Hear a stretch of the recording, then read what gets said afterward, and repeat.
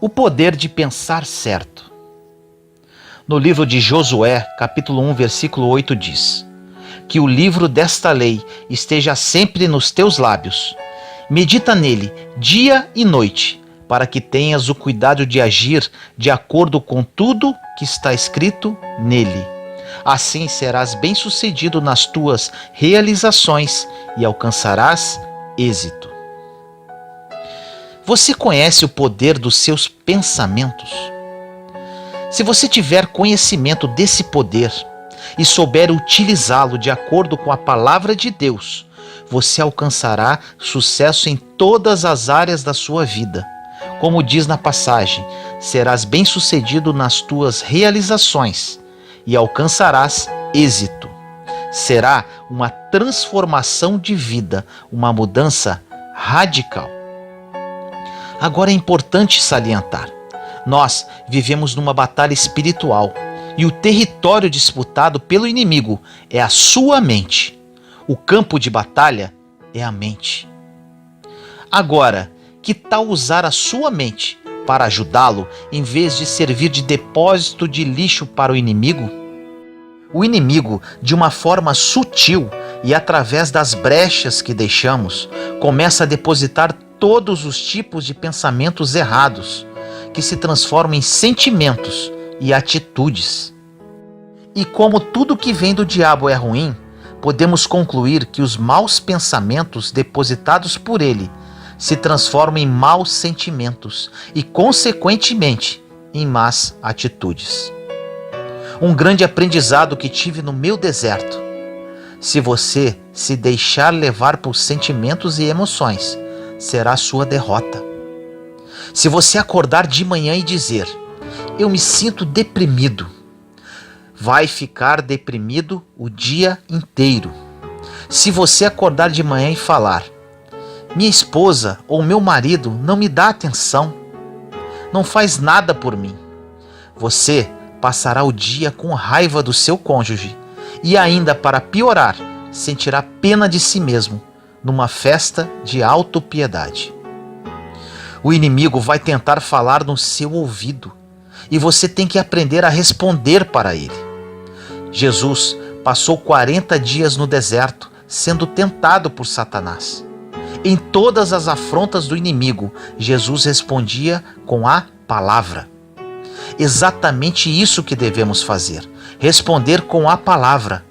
Por isso, a importância de meditar na palavra, como diz na passagem inicial. Se não conhecermos a palavra, não teremos argumentos para contra-atacar as afrontas do inimigo. Agora, se você não acredita que existe um inimigo que sussurra coisas no seu espírito, na sua alma, e que são mentiras, você nem precisa ouvir o restante desta mensagem. Agora, para você que acredita, todas as mentiras sussurradas não são verdades. Se você acreditar nelas, você será destruído. Para vivermos o plano perfeito que Deus reservou para mim e para você, precisamos passar por uma metanoia, que significa uma mudança de mentalidade, uma renovação da mente. Existem pessoas dentro da própria igreja que, infelizmente, não renovaram as suas mentes e são controladas pelo inimigo de uma forma muito sutil, quase imperceptível. Você pode ter nascido de novo em Cristo Jesus, mas a sua mente pode estar cheia de lixo. Se você é cristão e está sempre com raiva, chateado, com ciúmes de pessoas, ansioso, egoísta, egocêntrico, entre outros, infelizmente, apesar de ter aceitado Cristo como seu Senhor e Salvador, não viverá ainda nesta vida o que Jesus morreu para você viver. A sua mente faz uma grande diferença para o resultado da vida que viverá aqui. Faça hoje um inventário dos seus pensamentos. O que tem passado pela sua mente ultimamente? Se você está deprimido hoje, o que você anda pensando? Se você está com raiva, o que você está pensando? Se você está amargo, O que você tem pensado? A origem de tudo está na mente. Pensamentos geram sentimentos que geram atitudes. Agora, uma boa notícia. Podemos ter a nossa mente renovada de acordo com a palavra de Deus. Eu sempre cito esse versículo que mudou minha vida. Romanos 12:2, que diz: E não vos conformeis com este mundo, transformai-vos pela renovação da vossa mente, para que conheças qual a boa, perfeita e agradável vontade de Deus. Essa passagem foi um grande divisor de águas em minha vida. Quando eu estava lendo a palavra, foi como se esta passagem saltasse da Bíblia em 3D. Foi uma revelação incrível. Segundo o entendimento que me foi dado através do Espírito Santo, Deus tem um plano bom, perfeito e agradável para mim e para você. Porém, para vivermos este plano, precisamos ser transformados pela renovação da nossa mente. A chave estava aqui: renovação da mente. Para mudar a nossa vida, primeiramente precisamos mudar a nossa mente. Renovou a mente, a vida muda radicalmente. Foi isso que aconteceu comigo. Porém, esse processo de renovação da mente é lento, dolorido e difícil, mas maravilhosamente libertador. O primeiro passo para a renovação da mente é meditar e acreditar no que está escrito na palavra de Deus. A palavra de Deus é o caminho. Você precisa buscar pensar como Deus pensa. E na palavra está exatamente escrito como Deus pensa. Infelizmente, as pessoas querem renovação, querem milagres, querem mudanças, porém não leem e não meditam na palavra. Como haverá mudança? A maioria delas deixam os pensamentos fluírem e com isso vivem vidas frustradas. Estão sempre deprimidas e falam o que querem. O inimigo está à espreita e se você não pensar como Deus pensa, sua mente será um playground para ele. Você sabia que existem muitas pessoas que possuem graves problemas por causa do que pensam sobre si mesmas? São muitas, e grande parte delas são cristãs. Isso desagrada o coração de Deus, pois isso mostra uma total falta de confiança nele, que nos criou à sua imagem e semelhança. Ele enviou seu Filho muito amado para pagar um preço terrível e para morrer por nós numa cruz. Por que pensar mal sobre nós mesmos? Deus nos ama e devemos amar a nós mesmos. Em 1 Coríntios, capítulo 2, versículo 16 diz: Quem conheceu a mente do Senhor para que possa instruí-lo?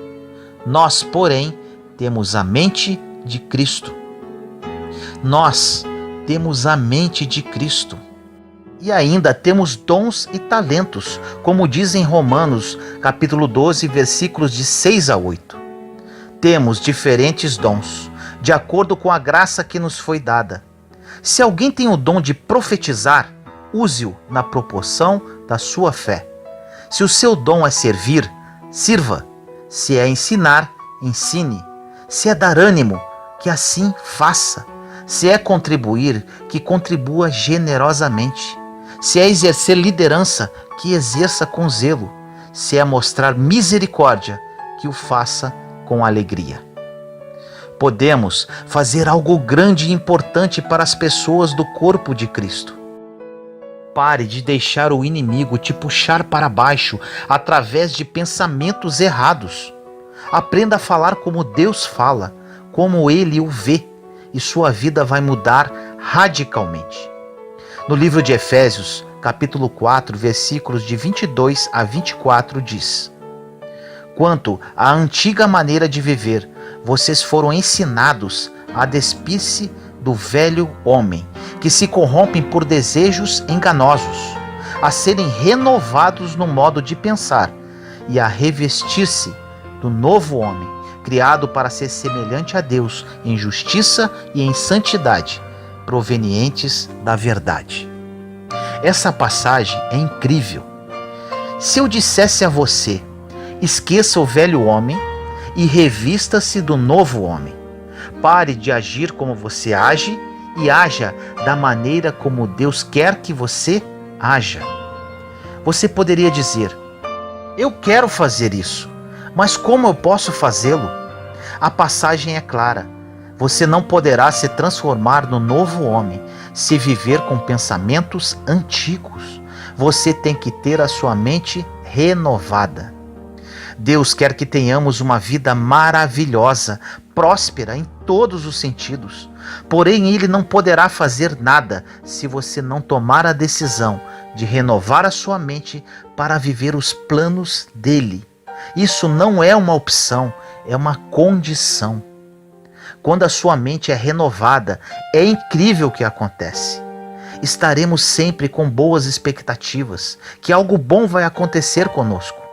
Nos tornamos pessoas esperançosas, cheias de fé, alegres, satisfeitas, independente das circunstâncias que vivemos.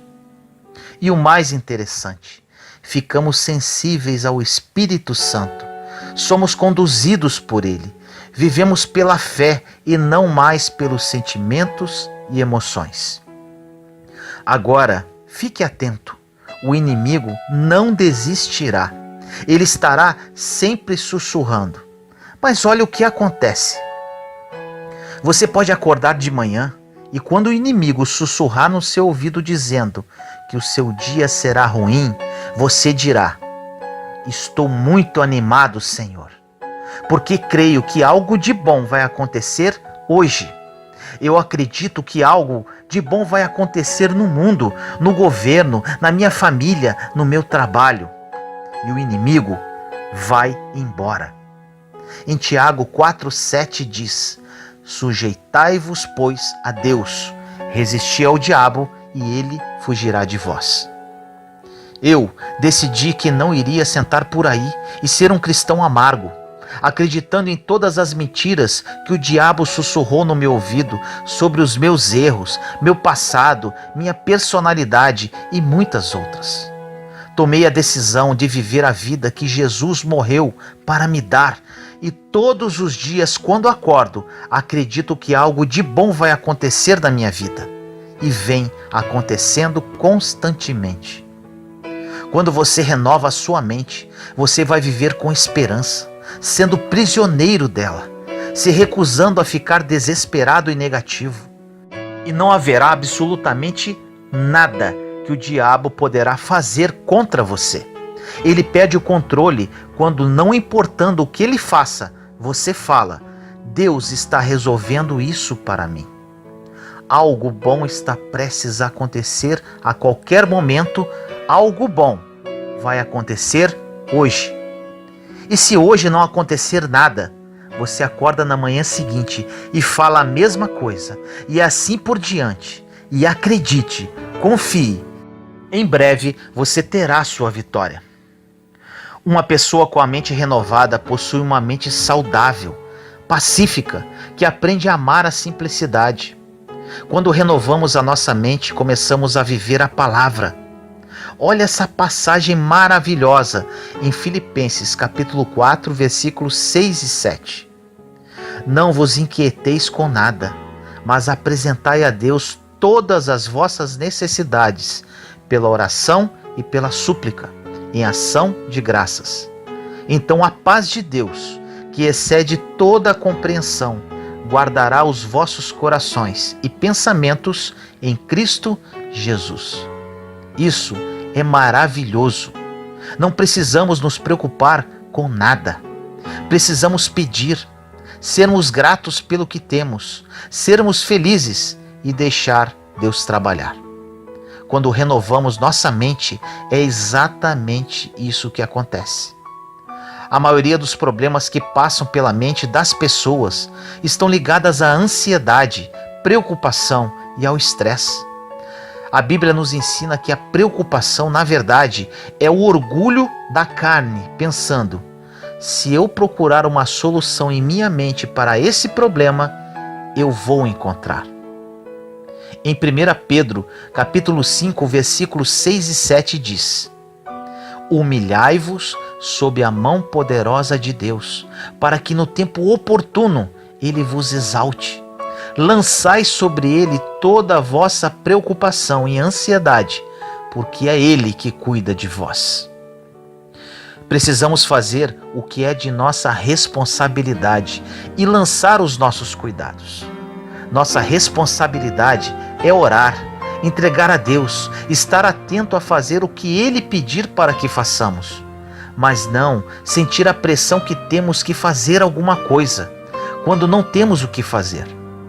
E quanto mais nós tentamos, pior ficará a situação. Humilhe-se sobre a mão poderosa de Deus. Ele pode resolver o seu problema. Lance o seu cuidado sobre Ele, porque Ele vai cuidar de você. Ele sempre vai cuidar. Pare de se preocupar sobre um monte de coisas. A única maneira de termos esse acordo com Deus é parando de cuidar de nós mesmos e lançando-nos ao seu cuidado, humilhando-se sobre a sua mão poderosa, e no devido tempo, no tempo dele, seremos exaltados. Quando você achar que está demorando, diga: Deus está trabalhando no reino espiritual a meu favor, e no tempo perfeito dele, a minha bênção vai chegar. Algo bom vai acontecer. Faça isso. Só porque você não está vendo nada, não quer dizer que Deus não está trabalhando. As coisas boas estão no horizonte para você. Portanto, não pare, não desista. Preocupação é inútil, impotente. Preocupação significa provocação, perturbação, incômodo, aborrecimento, maltratar, perseguir até a fadiga. Preocupação não nos faz bem. Confiar em Deus é a única maneira de parar de se preocupar. Uma mente saudável não se confunde. Ela tem uma direção clara. Uma mente saudável é uma mente decidida. É assim que vai acontecer com você. O poder da mente é incrível e precisamos aprender a pensar da maneira que Deus pensa. Precisamos aprender a lutar a batalha por uma mente saudável. Lute, vale muito a pena. Busque o plano bom, perfeito e agradável que Deus planejou para você. Deus deseja que você tenha uma vida fantástica. Vou orar por você. Senhor amado, no dia de hoje oro para todos os meus irmãos. Muitos deles, Senhor, estão com sede de Ti, querem mudanças, querem viver os seus sonhos, porém se encontram cativos em seus pensamentos, em seu passado e em suas circunstâncias. Revele, Senhor, no mais fundo da alma de cada um, essa consciência da necessidade de renovação da mente. Quando percebi isso, minha vida nunca mais foi a mesma. Sou verdadeiramente um novo homem, com uma mente renovada e vivendo os seus planos para a minha vida. É exatamente isso que desejo para cada um deles. Derrama, Senhor, o seu Espírito e que a partir de hoje a vida desses seus filhos nunca mais seja a mesma. Assim eu oro em nome do nosso Senhor Jesus Cristo. Amém.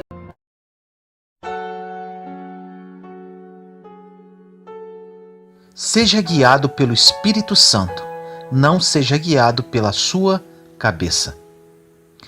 Em 2 Coríntios, capítulo 3, versículo 6 diz: Foi Ele quem nos tornou aptos para sermos ministros de uma aliança nova, não da letra, e sim do Espírito, pois a letra mata, mas o Espírito comunica a vida.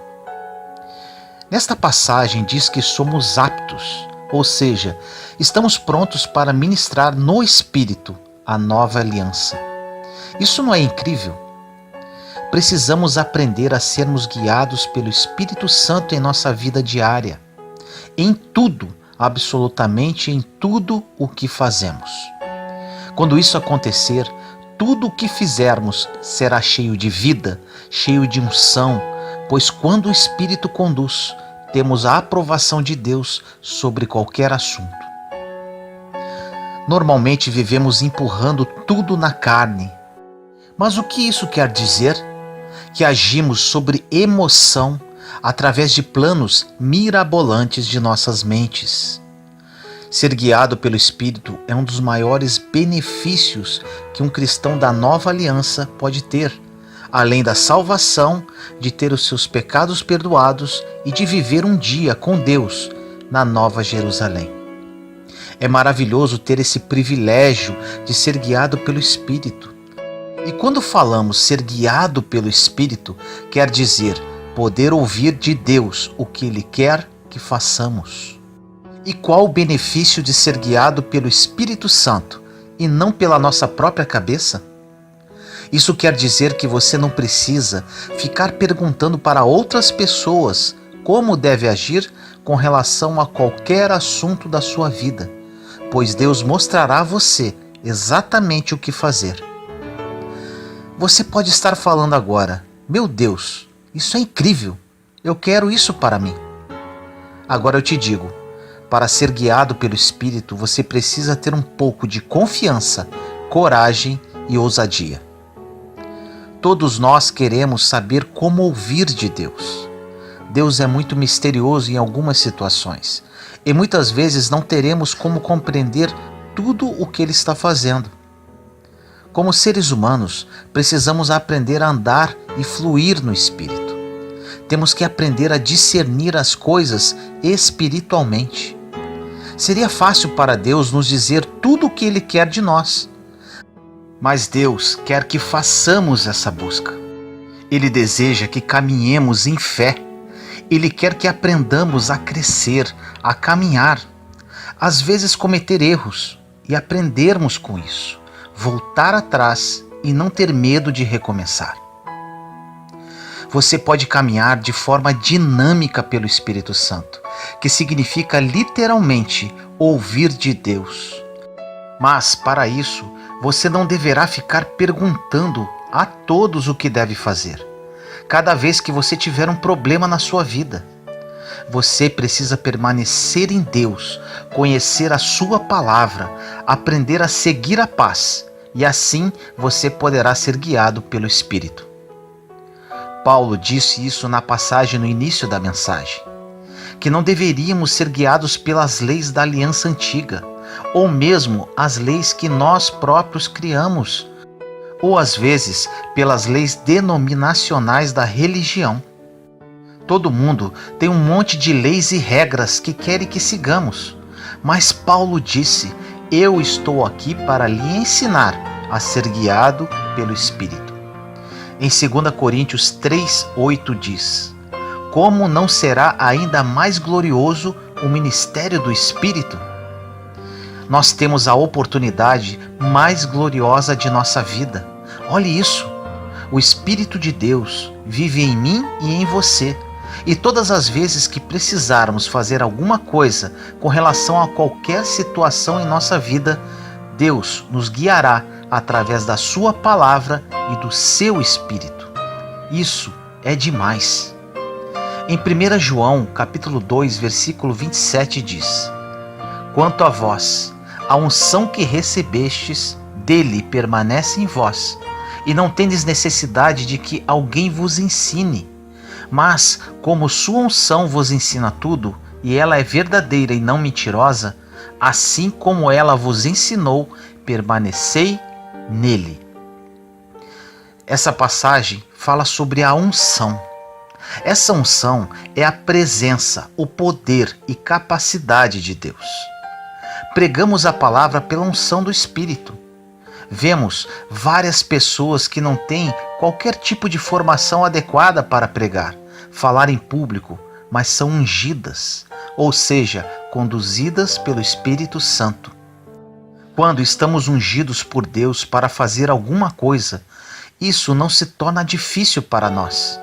Somos ungidos para diversas coisas, uns para pregar, outros para ensinar, outros para cantar, outras ungidas para ser mãe, um pai ou uma pessoa de negócios, uma pessoa de oração e intercessão, outras ungidas para ajudar.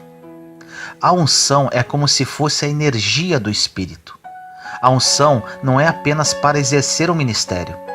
A unção é para todos os dias da sua vida e para cada pequena coisa que você faz. Não vamos espiritualizar demais o ministério do Espírito Santo em nossa vida e fazê-lo soar tão espiritual. Ou seja, que ele nunca fará algo prático em nossa vida diária. Você tem o poder de Deus para fazer o que precisar. Você pode ser ungido com o Espírito para criar os seus filhos. Com isso, você saberá quando precisa corrigi-los, quando precisa dar-lhes misericórdia ou deixar algo para lá. Você não precisa ter medo para fazer o que tem que fazer em sua vida. Você não tem que ter medo de ser capaz de fazer algo para mudar o seu destino. Você tem a energia do Espírito Santo para fazer o que precisa fazer. Você pode fazer tudo guiado pelo Espírito Santo em nome de Jesus. Segundo essa passagem de João, você recebeu essa unção e ela está permanentemente em você. Você não precisa ficar correndo atrás das pessoas para saber o que deve fazer. Normalmente é o contrário que acontece. Quase sempre corremos para as pessoas para saber o que devemos fazer. E essas mesmas pessoas, por muitas vezes, nem sabem o que fazer com as suas próprias vidas. Em Romanos capítulo 7, versículo 4 diz: De modo análogo também vós, meus irmãos, pelo corpo de Cristo, fostes mortos para a lei, para pertencerdes a outro, aquele que ressuscitou dentre os mortos, a fim de produzirmos frutos para Deus. Isso significa que se você tentar viver sob a lei, se você tem muitas regras e regulamentos para a sua vida, você irá expulsar de alguma forma a ação do Espírito Santo. E muito em breve essas coisas poderão ministrar morte para você. Existe uma liberdade incrível quando você é guiado pelo Espírito Santo. Ele te guiará conforme os desejos do Senhor para a sua vida. Deus quer suprir todas as necessidades do corpo de Cristo. Muitos cristãos vivem em cima de regras, e isso não é errado, mas se esquece que a nova lei trazida por Jesus Cristo é a lei do amor. Enquanto não estiverem andando em amor, não haverá mudanças. E para andar em amor, existe apenas uma forma: serem guiados pela liderança do Espírito Santo de Deus. Agora um alerta. Se você é cristão e não está extremamente empolgado com seu relacionamento com Deus, provavelmente isso é a única coisa que está faltando para você viver o melhor de Deus para a sua vida. E essa empolgação só é possível quando caminhamos no Espírito. Quando caminhamos sendo conduzidos pelo Espírito, nossa caminhada com Deus é emocionante, pois nunca sabemos de um dia para o outro quais as novidades que o Espírito Santo vai trazer. Deus está em todo lugar. Ele quer participar em tudo na sua vida. Ele quer ir ao supermercado com você. Ele quer ir ao trabalho com você. Ele quer ajudar nos seus problemas. Ele quer cuidar dos mínimos detalhes de sua vida. Ele habita em você. Deixe-o conduzir os seus passos dentro do plano bom, perfeito e agradável que ele traçou para você. A sua mente, por muitas vezes, te leva para longe das coisas de Deus. Por isso, precisamos pedir-lhe para que sejamos guiados pelo Espírito Santo, ao invés de sermos guiados pelos pensamentos que fluem de nossas cabeças. Precisamos aprender a pensar com a mente de Cristo. E para isso, precisamos aprender a pensar como Deus pensa, através do estudo da palavra dele. Quando você começar a caminhar no Espírito, criará uma sensibilidade, como se fosse um lembrete gentil com relação à sua vida interior. Ou seja, quando você não tem paz sobre algo, este é um sinal imediato que você precisa recuar e esperar para ter mais informações de Deus. Quando você começa a caminhar no Espírito, você começa a perceber quando alguma coisa não se encaixa em sua vida. É como você vestir uma roupa muito apertada, desconfortável, entende? Isso quer dizer que quanto mais você amadurece em Deus, menos você sentirá disposto a fazer as coisas que você se sente desconfortável no espírito, porque você sabe que isso não valerá a pena. No livro de Efésios, capítulo 1, versículo 17 diz: para que o Deus do nosso Senhor Jesus Cristo, o Pai da glória, vos dê o espírito da sabedoria e revelação, para poderes realmente conhecê-lo. Que ele ilumine os olhos dos vossos corações, para saberdes qual é a esperança que seu chamado encerra, qual é a riqueza da glória da sua herança entre os santos e qual é a extraordinária grandeza do seu poder para nós, os que cremos, conforme a ação do seu poder eficaz. Nesta passagem, Paulo orou pela igreja pedindo 3 coisas. Primeiro, ele orou para que a igreja tivesse a sabedoria e a revelação para conhecer Deus verdadeiramente. Eu te digo agora, se você quer conhecer algo profundamente na sua vida, conheça a Deus. Não apenas sobre Deus, mas conheça-o pessoalmente. Conheça o seu coração. Crie intimidade com Ele. Ele disse também que orava para que eles conhecessem o seu chamado e a herança que eles tinham em Jesus Cristo. Herança é algo que é dado, transmitido a você. Será que temos alguma ideia do que temos pela graça imerecida e favor de Deus? Temos nossos pecados perdoados, temos justiça com Deus, temos paz, temos alegria, temos o Espírito Santo vivendo em nosso interior, nos conduzindo e nos guiando, entre outros. Olha como isso é profundo. Dentro desse segundo ponto, Paulo disse ainda que precisamos conhecer a nossa herança. Podemos ter todo tipo de conhecimento em nossa mente, mas se você não conhece a Deus e não sabe quem você é em Cristo, você pode ser até uma pessoa brilhante, mas com certeza é infeliz. E por último, ele disse que precisamos conhecer o poder que está disponível para nós, como crentes em Jesus Cristo. Precisamos sempre depender da unção de Deus, ao invés de depender do que nós sabemos. Você pode saber muito, mas se Deus não estiver com você, o que você sabe não vai fazer qualquer sentido. Em 1 Coríntios capítulo 8, versículo 1 diz: no tocante às carnes sacrificadas aos ídolos, entende-se que todos temos a ciência, mas a ciência incha, é a caridade e o amor que edifica. Nesta passagem, existe uma discussão em poder comer ou não a carne oferecida aos ídolos. Paulo disse que se tivessem fé, saberiam que o ídolo não era absolutamente nada, apenas um pedaço de madeira.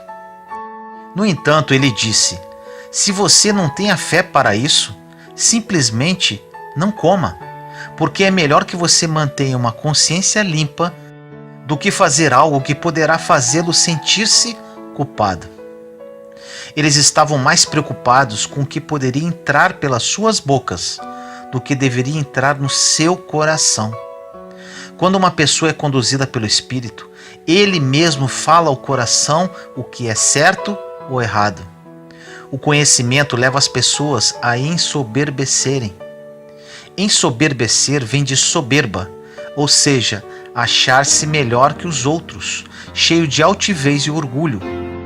Mas o amor, a afeição, a boa vontade e a benevolência edifica, acumula-se e encoraja a crescer a sua estatura perfeita. No verso 2 deste mesmo capítulo diz: se alguém julga saber alguma coisa, ainda não sabe como deveria saber. Isso quer dizer que não importa o que você acha que sabe. Gostamos por vezes de dizer às pessoas o que sabemos. Por muitas vezes em nossas conversas, queremos que as pessoas se calem para dizermos o que pensamos e mostrar o que sabemos. Nada disso importa, porque se você não estiver andando em amor, a Bíblia diz que você não sabe nada. Obtenha todo o conhecimento que você quiser e puder, mas tenha certeza sempre de depender de Deus, completamente. Podemos ter absolutamente tudo, mas se não tivermos a unção de Deus, tudo isso não valerá de nada. Não esqueça disso que vou falar agora. Não importa o que você não tem, se você tem Deus, tem mais que o suficiente. Deus quer que você acredite nisso. E quando você acreditar verdadeiramente nisso, você dará um passo após o outro e caminhará por um caminho incrível, planejado especialmente para você. Provérbios capítulo 3, versículos de 5 a 7 é uma passagem maravilhosa e resume o que falamos há pouco. Diz: confia no Senhor com todo o teu coração.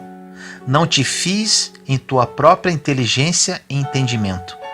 Em todos os teus caminhos reconhece-o, e ele endireitará as suas veredas. Se acharmos que sabemos tudo, não pediremos a Deus qualquer coisa. Precisamos ter a consciência que precisamos nos alimentar. Precisamos alimentar o nosso corpo físico com alimentos, nossa mente com conhecimento, mas principalmente precisamos alimentar a nossa alma. Normalmente o principal se torna secundário.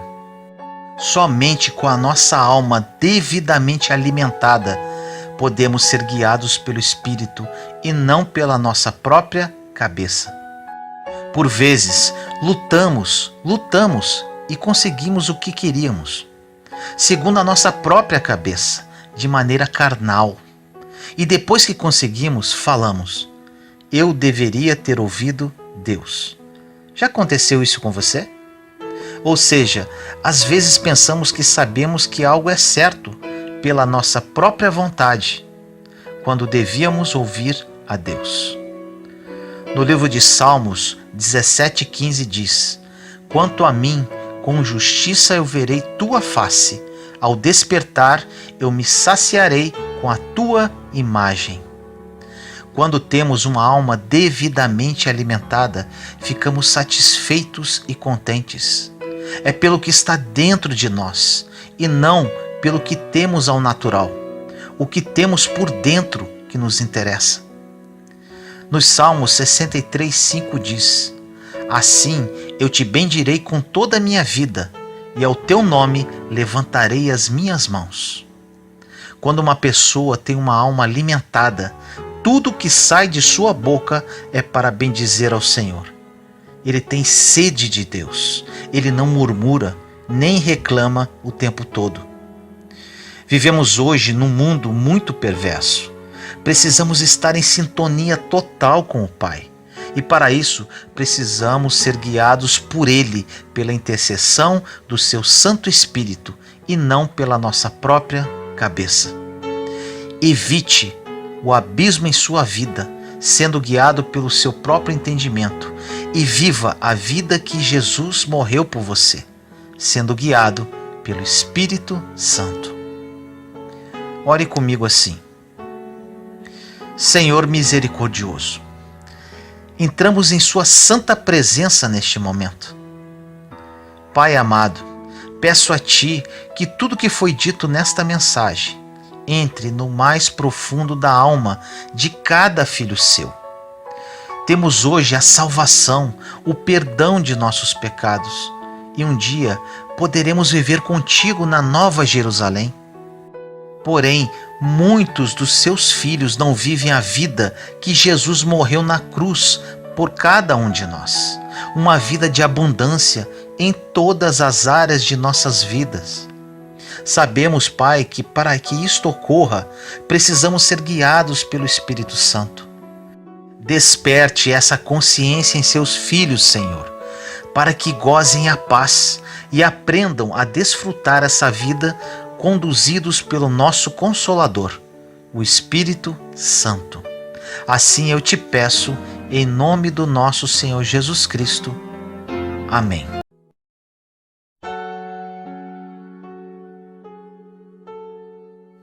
Um pouco mais sobre a fé.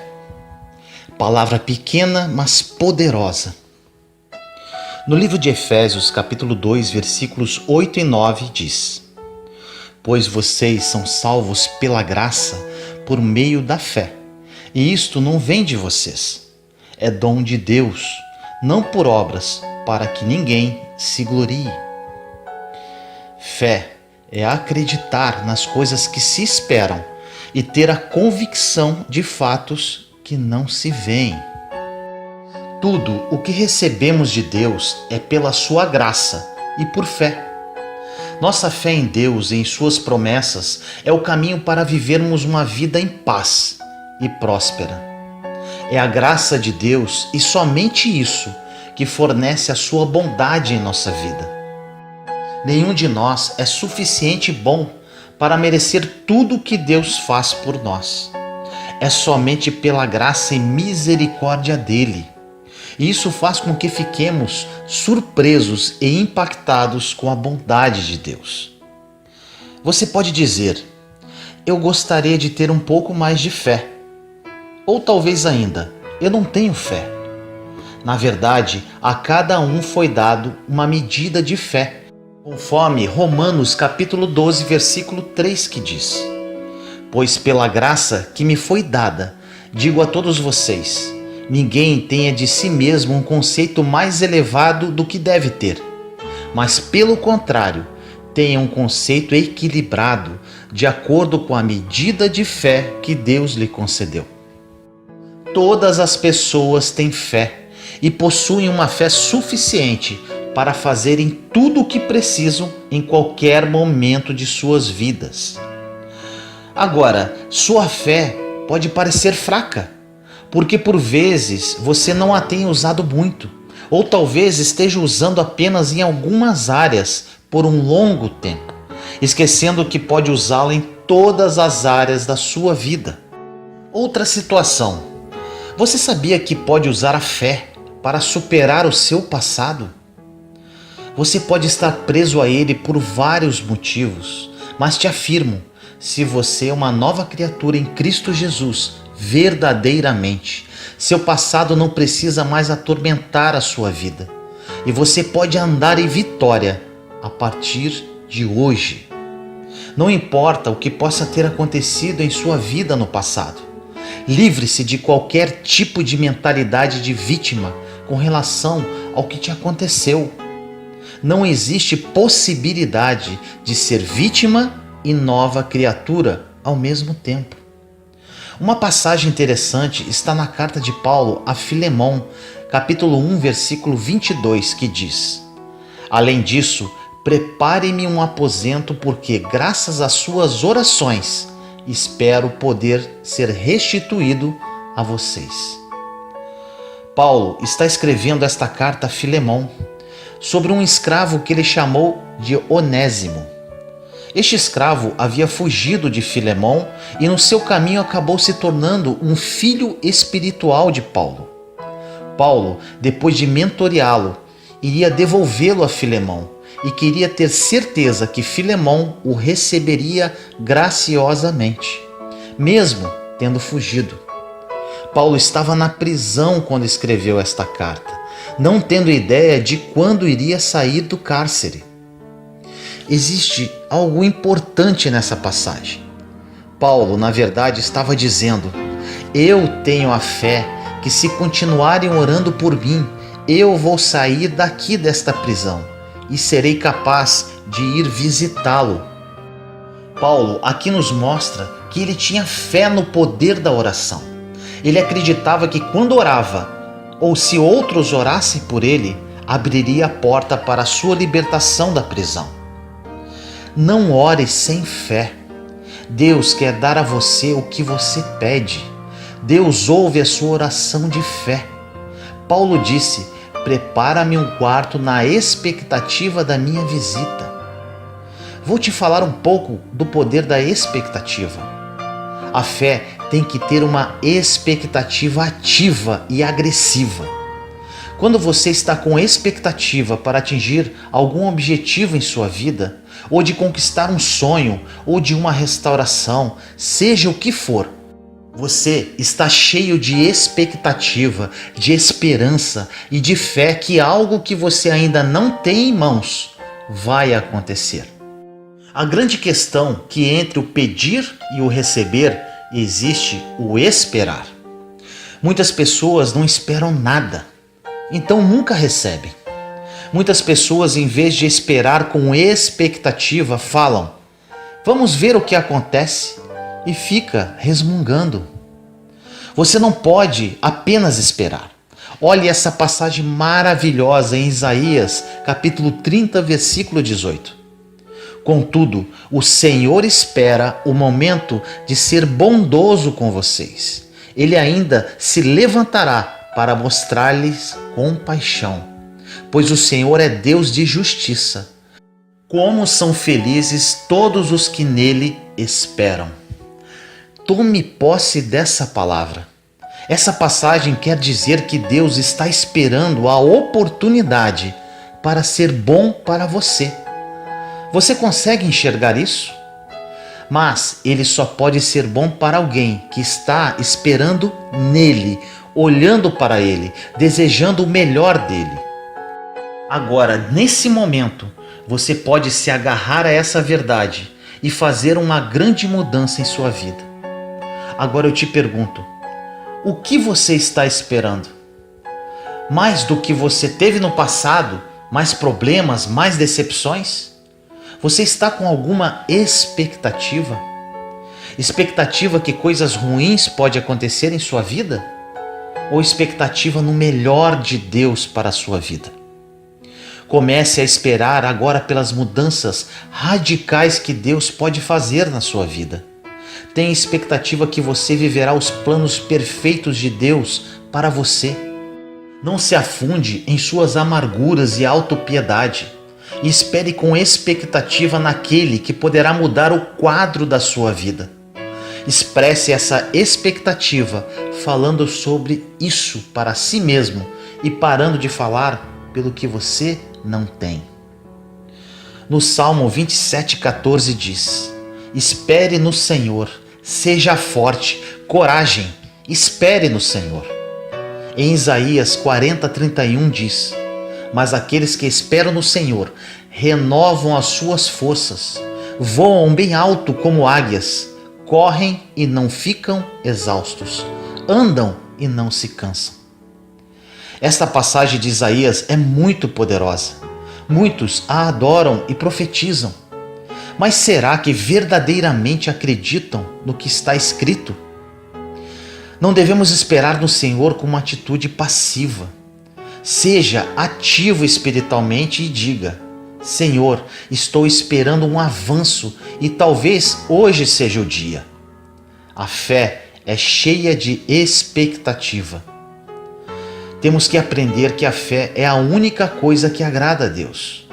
No livro de Hebreus, capítulo 11, versículo 6 diz: sem fé é impossível agradar a Deus, pois quem dele se aproxima precisa crer que ele existe e que recompensa aqueles que o buscam. Deus não quer apenas que você creia que ele existe, mas ele quer que você acredite agressivamente que se você estudar a palavra e buscá-lo, orando regularmente, permanecendo nele, você estará esperando de alguma forma uma recompensa, porque se você serve a Deus, haverá uma recompensa. Deus promete muitas e muitas recompensas na Bíblia, e se fizermos as escolhas certas, as receberemos em nossas mãos. Talvez você possa estar no tempo de semear em sua vida. A semeadura e a colheita não são muito emocionantes, mas o agricultor nunca semeia sem ter uma colheita em mente. Ele semeia porque ele está esperando uma boa colheita. Ele não ara a terra, planta a semente, aduba, irriga, sem esperar a colheita. Precisamos semear com expectativa. Sem fé é impossível agradar a Deus. A fé tem que ser baseada na palavra de Deus. A primeira situação, precisamos ter fé em Deus. A palavra diz que todos nós temos fé e a cada um é dada uma medida de fé. Agora, o que é feito com esta fé depende de você. Você pode colocar essa fé em si mesmo. Te garanto que isso não vai funcionar.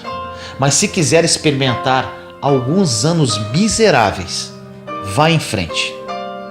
Você ainda pode colocar a sua fé nas pessoas. Ou ainda você pode colocar a sua fé no sistema do mundo. Não faça isso. Coloque a sua fé em Deus.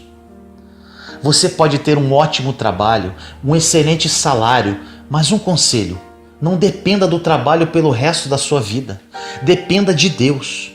Por vezes olhamos para a fonte errada para cuidar de nós e precisamos sempre estar à procura de Deus.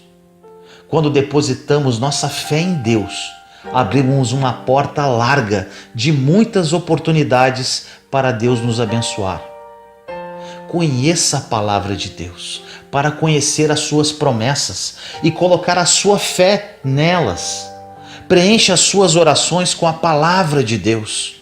Lembre a Deus das promessas dele, assim como vários profetas fizeram, e espere nele. Agora, se você não lê a Bíblia, nunca conhecerá a palavra de Deus e, obviamente, nunca conhecerá as suas promessas. A Bíblia diz que Deus deu a cada um de seus filhos uma medida de fé. Quanto mais usamos esta fé, mais ela irá crescer. A fé, ela tem uma linguagem. Você pode ouvir a fé saindo pela boca das pessoas, ou pode ouvir o medo, a preocupação, a dúvida ou a descrença. No livro de Hebreus, capítulo 4, versículo 14 diz: Portanto, visto que temos um grande sumo sacerdote que adentrou os céus, Jesus, o Filho de Deus, apeguemo-nos com toda a firmeza à fé que professamos. Agora eu te pergunto, o que quer dizer a fé que professamos? É aquilo que você diz com a sua boca, aquilo que você declara com suas palavras. A fé não funciona quando oramos a Deus e em seguida, na hora do almoço, falamos com alguém sobre os mesmos problemas que acabamos de entregar em oração. Preste atenção nisso. Se você quer ver a sua fé funcionar, terá que desistir da autopiedade, de sentir pena de si mesmo. Quando oramos com fé e estamos esperando o agir de Deus, precisamos ficar atentos do que sai da nossa boca. Se caso tivermos que falar sobre o assunto, que falemos com fé. Assim, esta situação está complicada, mas Deus está envolvido nisso. Ele está trabalhando agora ao meu favor e tenho fé que vai se resolver em breve. Não fale dos seus problemas, levando com que as pessoas sintam pena de você. Fale: eu creio, meu Deus, que o Senhor está trabalhando. O Senhor já ouviu minhas orações. Eu tenho a sua palavra para me basear e eu creio na sua fidelidade. Eu verei o resultado da minha fé. A fé não é baseada no que vemos, pensamos ou sentimos. Em 2 Coríntios 5:7 diz que andamos por fé e não por vista. A história de Abraão é maravilhosa. Ele passou por circunstâncias complicadas, mas não olhou para elas. Abraão estava crendo em Deus por um herdeiro, e isso era naturalmente impossível para acontecer, devido à idade avançada dele e de Sara, sua esposa. Mas Deus havia prometido. A Bíblia diz que nenhuma dúvida ou incredulidade fez Abraão duvidar a respeito das promessas de Deus. A dúvida e a descrença podem se apresentar a você. É por isso que o poder de nossas palavras é tão importante. No minuto que a dúvida vier, você pode abrir a boca e dizer: eu não acredito nisso, pois confio que Deus está trabalhando. A melhor maneira de interromper um mau pensamento é dizendo algo positivo. Não baseie-se no quanto você vai acreditar em Deus pelo que você vê, pensa ou sente. A fé só funciona juntamente com a paciência.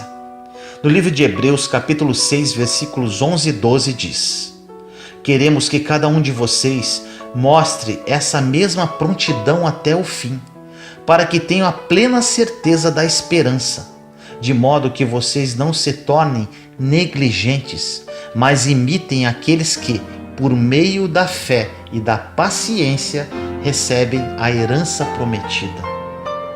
No início, é fácil ter fé quando entregamos algo em oração para Ele cuidar.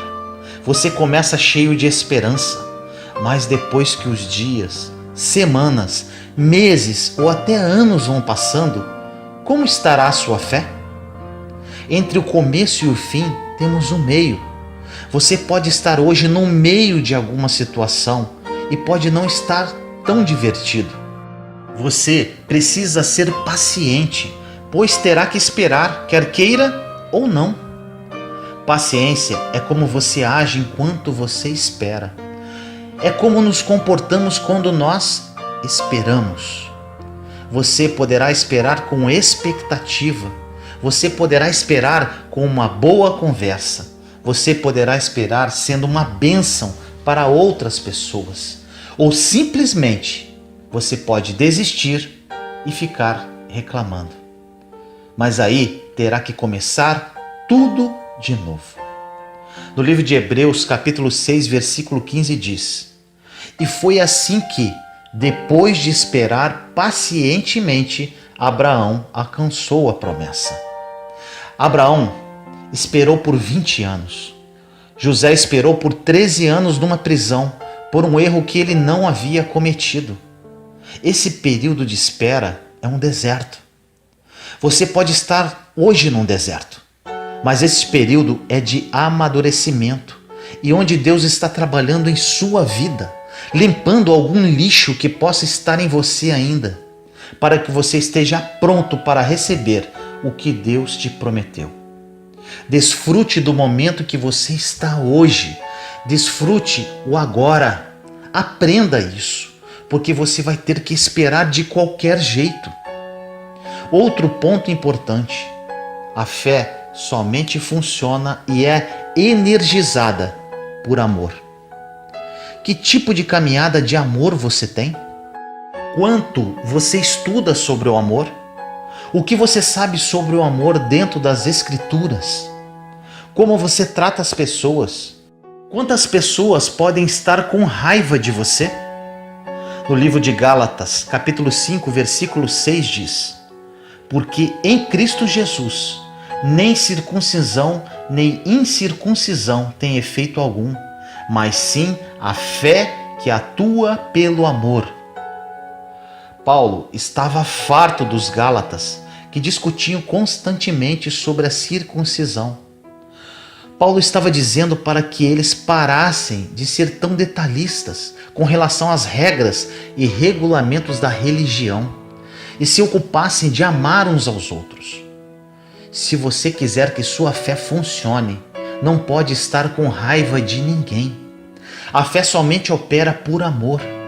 Você precisa trabalhar com o Espírito Santo para viver uma fonte vibrante de amor. No livro de Hebreus, capítulo 4, versículo 3 diz: entretanto, resta entrarem alguns naquele descanso, e aqueles a quem anteriormente as boas novas foram pregadas não entraram por causa da desobediência. Isto quer dizer que se você está em fé e está chateado, não vai adiantar. Porque quando estamos esperando em fé, estamos em repouso, num descanso eterno. Aquele descanso que temos a consciência que Deus está no controle e está trabalhando nesta ou naquela situação. A fé precisa ser liberada. Ela é uma força que está em seu espírito. Você precisa liberar a sua fé em todas as áreas de sua vida e não apenas em certas áreas específicas. Libere a sua fé para a sua vida espiritual, para a sua vida emocional, sentimental e financeira. Um grande problema entre nós cristãos é que liberamos a nossa fé para alguma área e esquecemos das outras. A fé sempre traz resultados. Não sei quanto tempo terá que esperar, mas garanto que ela lhe trará resultados. No livro de Lucas, capítulo 7, versículo 50, diz: Jesus disse à mulher: sua fé a salvou, vá em paz. Ou seja, a fé salva. Em Efésios, capítulo 6, versículo 16 diz: além disso, usem o escudo da fé, com a qual vocês poderão apagar todas as setas inflamadas do maligno. Ou seja, a fé nos protege dos dardos inflamados do inimigo. A fé aumenta à medida que você usa. Você pode achar que tem pouca fé, então comece a usá-la e verá que ela aumentará dia a dia. Recebemos todas as bênçãos de Deus pela fé. Somos justos pela fé, somos santificados pela fé, somos redimidos pela fé, somos perdoados pela fé. Fazemos grandes coisas para Deus pela fé. Use sua fé e viva o melhor de Deus para a sua vida. Ore comigo assim: Senhor amado, entro na sua santa presença neste momento. Agradeço por mais um dia e hoje especialmente tomo posse de todas as palavras citadas nesta mensagem. A fé tem poder. Mesmo que seja do tamanho de um grão de mostarda, ela remove montanhas. Libero minha fé hoje, Senhor, em todas as áreas da minha vida e espero com paciência o seu agir. Ensina-me, Pai, através da ação do seu Santo Espírito, a caminhar em fé e não por vista. Desejo ser conduzido pelo Espírito Santo e não pela minha carne. Sofri muito em caminhar sendo conduzido pelas minhas emoções e sentimentos. Obrigado, Deus, por mais um aprendizado. Que essas palavras fiquem gravadas em minha mente e no meu espírito. Te amo, Pai. Em nome do nosso Senhor Jesus Cristo. Amém.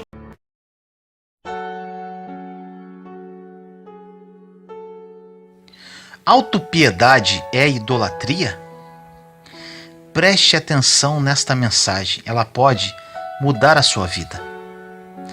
No livro de Gálatas, capítulo 5, versículos 19 a 21 diz: ora, as obras da carne são manifestas: imoralidade sexual, impureza e libertinagem, idolatria, feitiçaria, ódio, discórdia, ciúmes, ira, egoísmo, dissensões, facções, inveja, embriaguez, orgias e coisas semelhantes. Eu os advirto, como antes os adverti, que os que praticam essas coisas não herdarão o reino de Deus. A mensagem de hoje é extremamente importante para a sua caminhada com Deus. Vamos falar sobre a autopiedade de uma forma mais profunda. Autopiedade significa sentir pena de nós mesmos. E o que significa piedade? A piedade é a compaixão que vai de encontro a uma pessoa que está sofrendo. A Bíblia diz que Jesus era movido por piedade e compaixão, ou seja, ele ia de encontro às pessoas, sempre com o intuito de ajudá-las. Você pode estar se perguntando: mas o que a autopiedade tem a ver com o versículo do início da mensagem? Sim, na verdade ela não está na lista, porém está nas entrelinhas. Um dos itens da lista é a idolatria.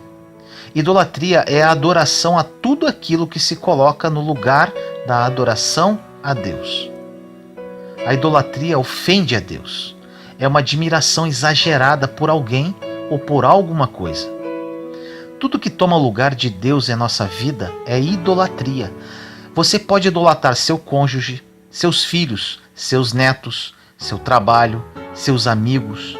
Ou seja, de uma forma muito sutil, você pode estar cometendo este pecado, substituindo Deus por qualquer coisa. Podemos afirmar que a autopiedade é uma forma de idolatria. Quando sentimos pena de nós mesmos, voltamos para o nosso interior e dizemos: todas as coisas são sobre mim. O meu mundo é concentrado em minha volta. Eu idolatro a mim mesmo. Isto desagrada extremamente o coração de Deus, principalmente porque Ele sabe que esta postura faz muito mal para a nossa vida. É impossível ter uma mente voltada para nós mesmos e sermos felizes. Não confunda tristeza com autopiedade. Podemos ficar tristes com alguma coisa ou com algum fato que possa ter ocorrido em nossa vida. Porém, Deus nos deu as ferramentas necessárias para lutarmos contra este sentimento, trabalhando nele de forma saudável, sem sentir pena de nós mesmos. Não devemos deixar este espírito de pesar entrar em nossa vida, fazendo com que fiquemos aprisionados nele. Não podemos deixar a autopiedade tomar conta de nossa vida. Caso contrário, ela se transformará num vício destruidor. Por muitas vezes fazemos algo para a nossa vida na emoção e usando a nossa própria força.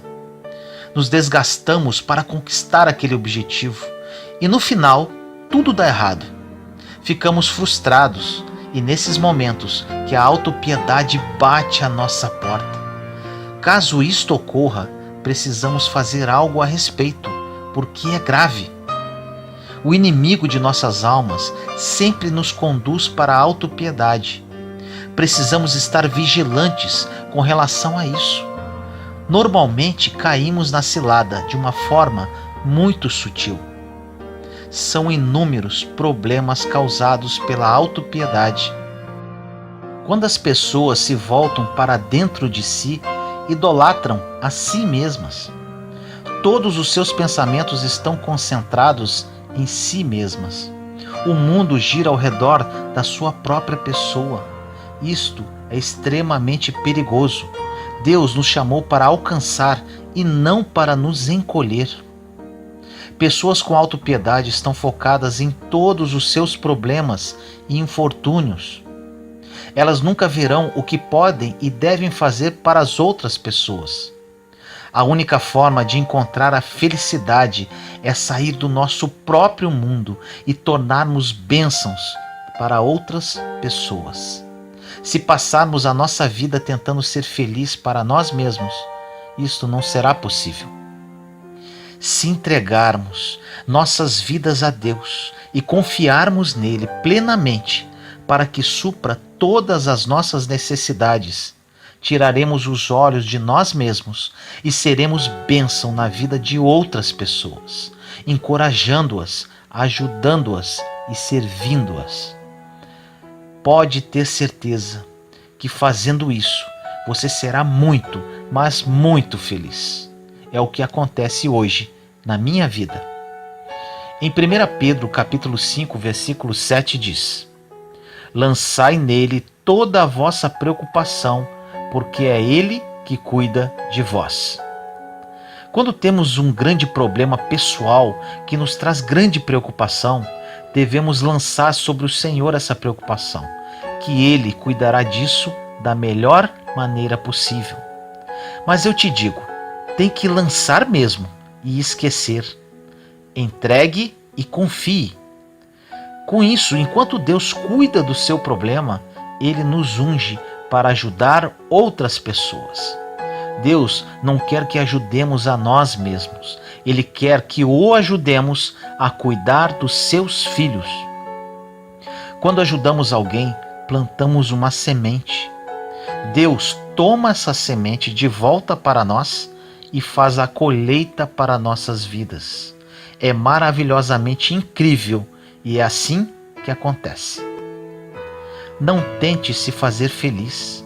Deus cuida de nós quando nos entregamos a Ele de todo o coração e de toda a nossa alma. As pessoas com autopiedade veem apenas o que elas não têm e perdem o que elas têm. Esta é a maior tragédia de todas, perder o que se tem. Podemos estar na melhor posição possível dentro de uma situação ruim, pois não estamos sozinhos. Deus nos ama e está conosco. Porém, você tem que crer nisso. Ele está no controle.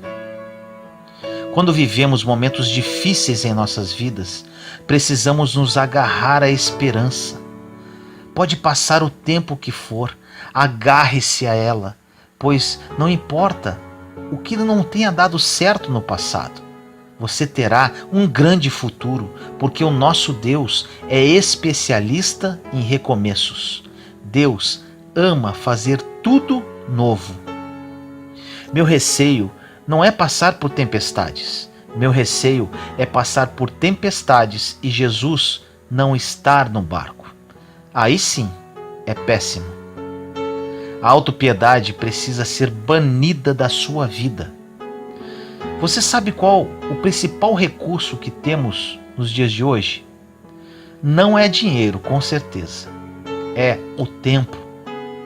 Dinheiro perdemos hoje, ganhamos amanhã. O tempo não temos como recuperar.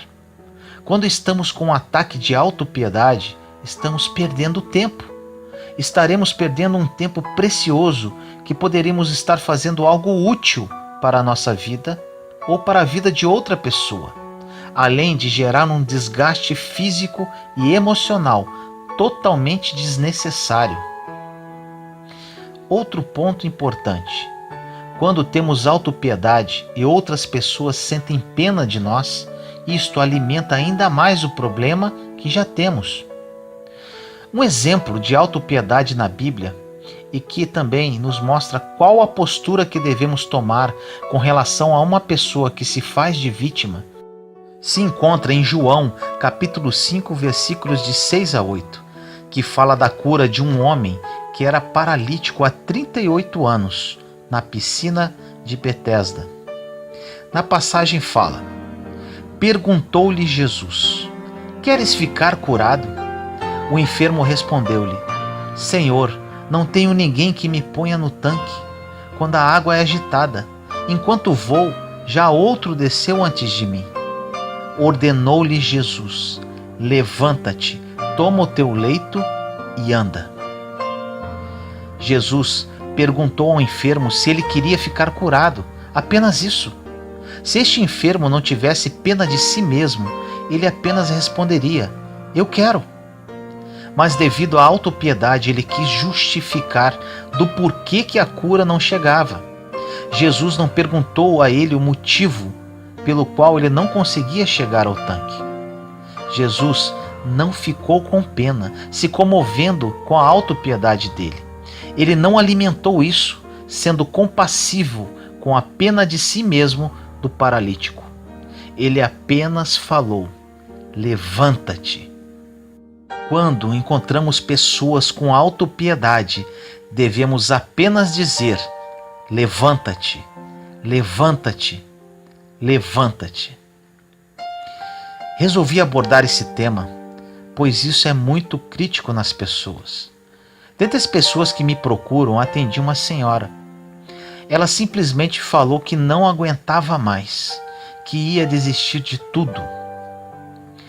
Eu respondi a ela: o mais fácil, minha irmã, é desistir. Agora eu desafio você, levantar agora, olhar para o espelho dentro dos seus olhos e falar para você mesma: eu não vou desistir. Eu sou imagem e semelhança do meu Criador. Sou filha de Deus. Sou co-herdeira com Cristo. Jesus morreu por mim numa cruz, sem eu merecer. Meus problemas não são absolutamente nada perto do que ele sofreu por mim naquele madeiro. Ele ressuscitou e minha vida pertence a ele. Eu tenho o Espírito Santo que habita em mim. Eu vou vencer. Eu vou viver a vida que ele morreu por mim e trilhar pelo plano bom, perfeito e agradável que ele sonhou para a minha vida. Sabe o que aconteceu? Ela foi impactada com o que eu falei para ela e se levantou. Agora imagine se eu sentisse pena dela. E infelizmente as pessoas que vivem em autopiedade querem exatamente isso, que sintamos pena delas. Que falemos: calma, irmã, Jesus te ama, não chora, Deus vai te ajudar, espera.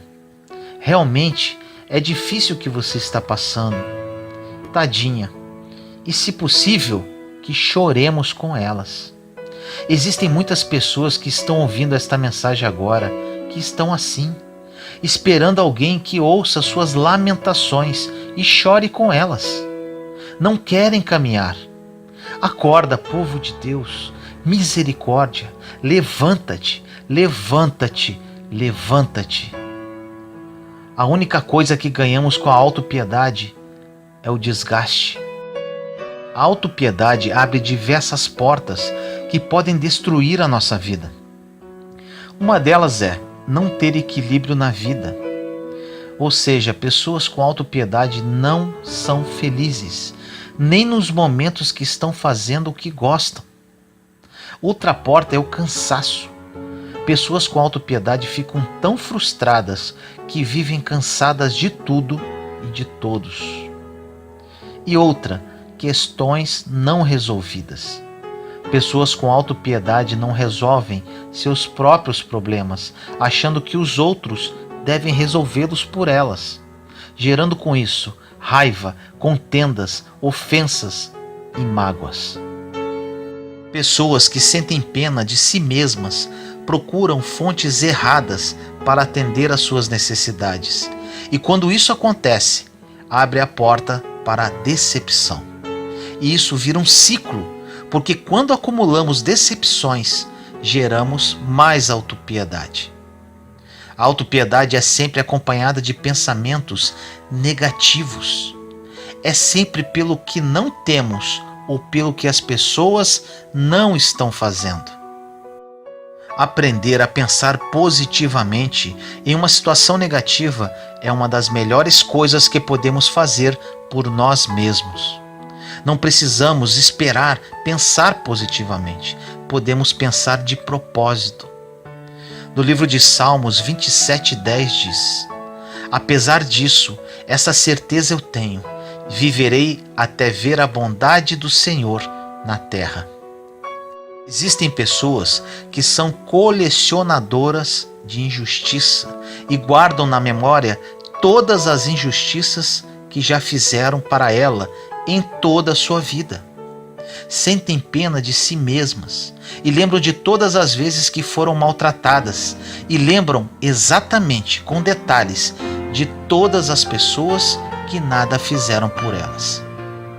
Elas procuram pessoas que tenham compaixão delas, para que sintam ainda mais pena de si mesmas.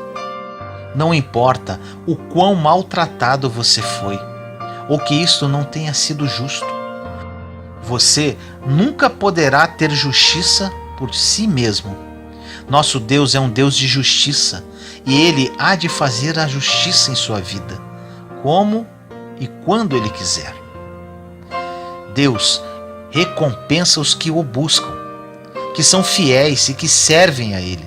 Se colocarmos nossa confiança em Deus e esperarmos nele, não sendo amargos nem ressentidos, agindo sem maldade, não descontando a raiva em outras pessoas e não sentindo pena de nós mesmos, teremos uma recompensa que está a caminho. Não podemos ser lamentáveis e poderosos ao mesmo tempo. Isto não funciona. Te faço uma proposta agora. Que tal nos tornarmos colecionadores de bênçãos, em vez de colecionadores de injustiças? Deixe o amor de Deus fluir em você, de dentro para fora, que Ele curará todas as suas feridas. Liberte-se hoje da autopiedade. Ore comigo assim: Senhor amado, entro na sua santa presença neste momento para orar junto com meus irmãos e irmãs. No dia de hoje falamos sobre essa maldita idolatria que é a autopiedade. Que aqueles que ouvirem essa mensagem sejam tocados profundamente e criem a consciência que precisam se libertar deste mal. Liberte-os agora, Senhor, em nome de Jesus. A autopiedade destrói nossas vidas e nos estaciona, impedindo que vivamos os seus sonhos perfeitos para cada um de nós. Que o Teu Espírito Santo, que é o Espírito da verdade, os convença dessa realidade, para que eles saibam, Pai, que não precisam cuidar deles, muito menos que sintam pena de si mesmos. Que o Seu amor flua em todos nós. Cure nossas feridas, Senhor, e nos habilite a ajudar nossos irmãos que também encontram-se feridos pela vida. Assim nós oramos, em nome do nosso Senhor Jesus Cristo. Amém.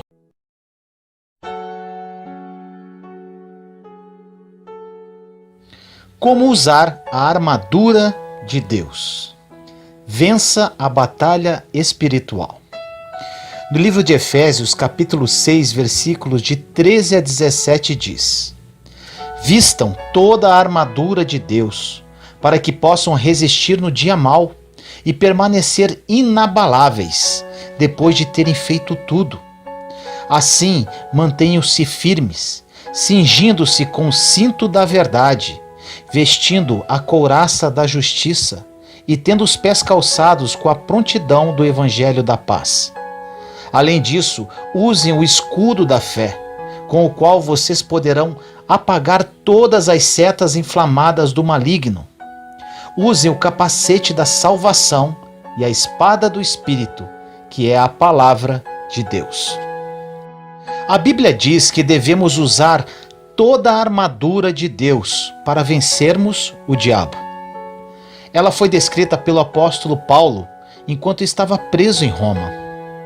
Naquela época, o Império Romano dominava e era comum ver exércitos e soldados por toda parte. Por isso, Paulo conhecia muito bem as roupas, equipamentos e armas dos soldados romanos. Na própria prisão, ele era vigiado o tempo todo por um soldado. Nesta maravilhosa passagem de Efésios, Paulo nos ensina como devemos usar a armadura de Deus e vencer a batalha espiritual. Esta passagem é muito conhecida e muitas pessoas fazem oração para receber essa poderosa armadura, porque acreditam que é uma armadura espiritual. Mas através desta mensagem você saberá o que é preciso fazer para vencer a batalha espiritual. A vida cristã não é um mar de rosas. Pelo contrário, estamos em um campo de batalha e temos um inimigo, que não é o nosso parente, vizinho ou colega de trabalho. O inimigo das nossas almas é Satanás e seus demônios. O seu único objetivo é roubar, matar e destruir. Por isso precisamos estar alertas e usarmos a armadura de Deus para resistirmos a seus ataques. Algumas pessoas imaginam que a armadura de Deus é um conjunto de objetos místicos e espirituais que estão à nossa disposição. E elas até oram pedindo que Deus lhes dê essa armadura invisível. Mas na verdade, Paulo estava simplesmente usando uma linguagem figurada. Ele estava mostrando que, da mesma forma como um soldado usa uma roupa especial, como o cinto, a couraça, as sandálias, o escudo, o capacete e a espada, nós devemos carregar conosco a verdade, a justiça, o evangelho, a fé, a salvação e a palavra de Deus. Você vai entender como era a armadura de um soldado romano, em comparação com a armadura que Deus nos dá. Primeiro, Use o cinto da verdade. Nos dias de Paulo, o soldado tinha em sua armadura uma cinta larga, geralmente de couro, para carregar sua espada, proteger seu abdômen e ao mesmo tempo sustentar a sua túnica. Na armadura do cristão, o que sustenta é a sua integridade. Ou seja, nós devemos sempre falar a verdade e fazer o que é correto, porque assim estaremos protegidos. Se por acaso alguém nos acusar, o Senhor nos defenderá, porque estaremos com a razão. Além disso, a verdade que Paulo cita é a palavra de Deus. Quando estamos passando por lutas, precisamos apertar esse cinto com força. Ou seja, temos que ler a Bíblia e crer de todo o coração no que está escrito nela, porque o diabo fará de tudo para que acreditemos mais na derrota do que nos milagres.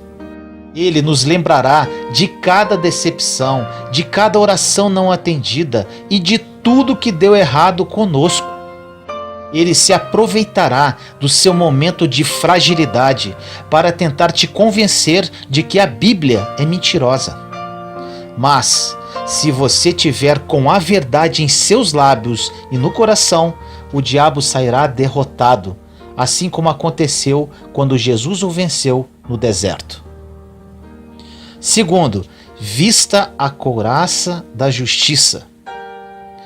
Uma couraça geralmente era feita com correntes trançadas e usada para proteger o soldado de um golpe fatal no coração ou em outros órgãos importantes.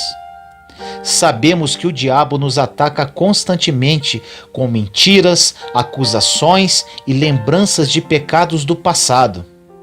Ele tenta nos convencer de que não somos bons o bastante para andar com Deus. Por isso devemos nos apoiar na justiça de Cristo e não na nossa.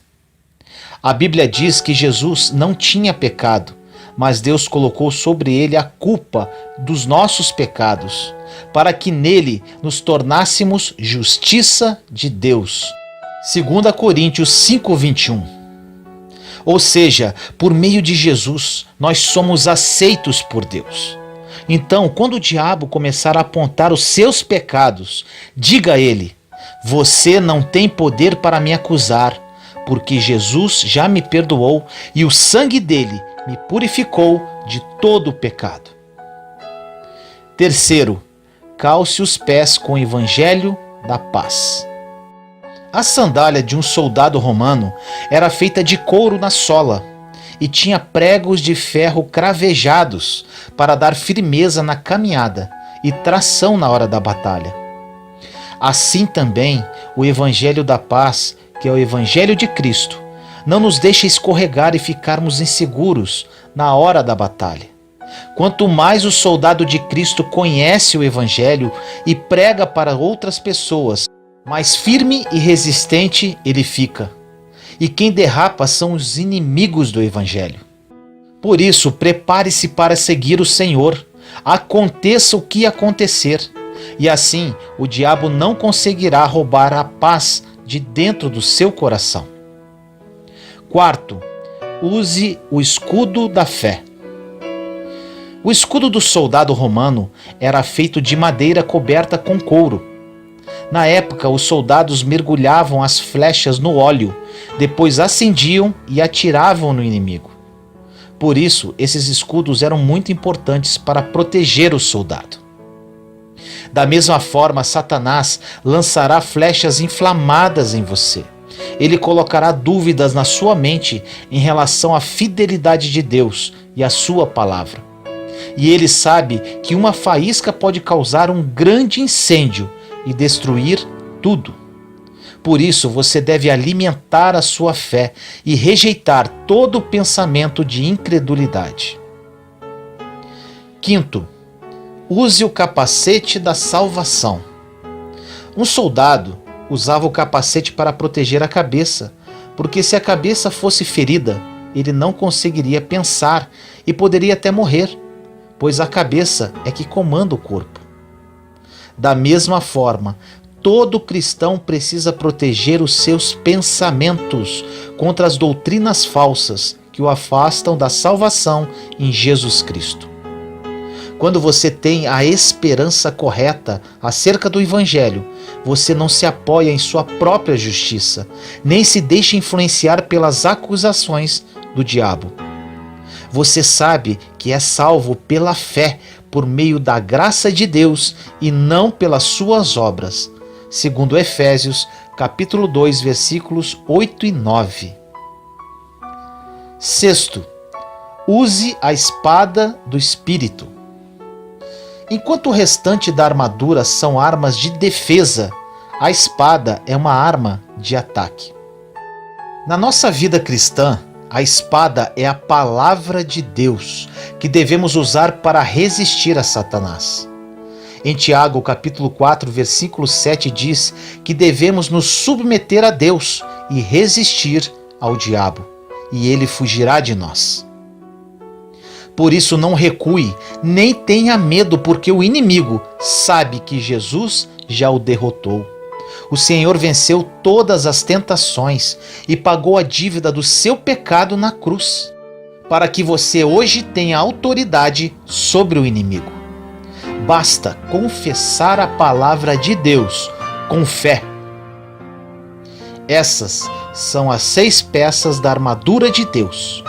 E quando Paulo termina de citá-las, ele diz que devemos orar em todas as ocasiões, porque a oração é que nos capacita a perseverar e vencer a batalha espiritual. Ore comigo assim: Senhor, revisto-me com sua armadura, ou seja, com o cinto, a couraça, as sandálias, o escudo, o capacete e a espada, que representam a verdade, a justiça, o evangelho, a fé, a salvação e a palavra de Deus. Entendo que vivo em uma guerra espiritual e nosso inimigo, apesar de ser astuto, é um derrotado.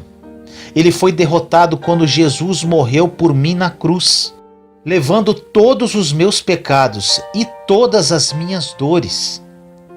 Revestido dessas armas, Pai, estou preparado para qualquer batalha, que já considero ganha.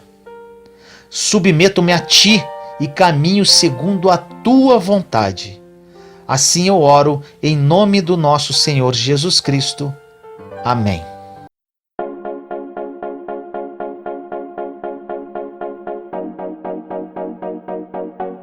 Juntos somos fortes. Compartilhe esta mensagem para que mais pessoas sejam edificadas. Inscreva-se no canal e acione o sininho para ser notificado de novos vídeos. Te amo em Cristo Jesus.